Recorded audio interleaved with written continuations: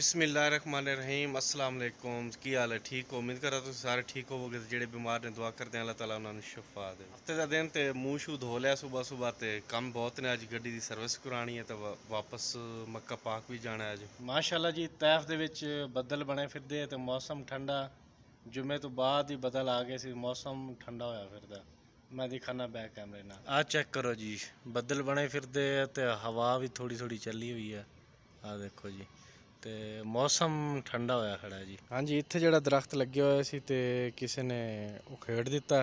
जेड़ा पिछली वीडियो में दिखाया सी कि सुक गया, उन्होंने किसी ने इत्थे पुट लिया। मैनूं लगदा किसी बच्चों का काम होना है।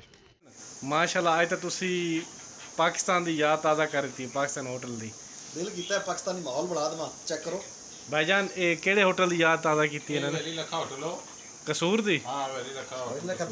माशाल्लाह जी, चेक करो जी। ले मैं कहना मजा आ गया। देख के दिल खुश हो गया। मैं पक्का बंद करवा, चाय गरम हो जासी। प्याले प्याले आज हैं, क्या बात है जी। बड़ी गल है जी, याद ताज़ा होगी पाकिस्तान की। पता लगता है होटल ते बैठे हैं। हाय क्या बात है जी। ये अली भाई दी फरमाइश ते बढ़ाई ना। माशाल्लाह जी। चलो असी चाय इंजॉय करते हैं तो तुसी माहौल इंजॉय करो। हाँ जी, गड्डी की सर्विस करा लियांदी ते सर्विस वाला ने लुट लिया, क्योंकि शोरूम ते सर्विस करवा रहे सी असी। 1600 रियाल ले लिया उन्होंने जी। 700 रियाल लिया सिर्फ मकैनिक दी, यानी कि जेड़ा उन्हें चेक किया या उन्हें फिल्टर वगैरह चेंज किया, आयल वगैरह सारा कुछ।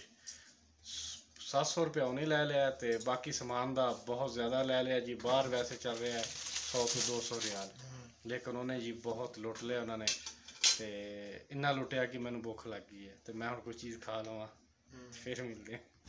मैं बिल्लियों को खाना पाना है, तो मैं इत्थे देखिया जी जंगल दे विच शहद तैयार हो रहा। शहद बॉक्स पे ने मक्खियां वाले, तो इत्थे शहद तैयार हो रहा जी। क्या बात है जी। सारे काम मुक गए इत्थों वाले, तो हुण जावांगे घंटे तक मक्का पाक। तो असी गड्डी अती कोई नहीं धोती, क्योंकि सर्विस कराने गए थे उत्थों उन्होंने धो दी थी। तो मगरब तो बाद निकलेंगे इंशाल्लाह, घंटा पे। इत्थे करते हैं वीडियो एंड। उम्मीद करता है वीडियो अच्छी लगी होगी। अगर अच्छी लगी तो मेरे चैनल को सब्सक्राइब करो। तो मैनू दो इजाज़त अगली वीडियो तक। अल्लाह हाफिज़।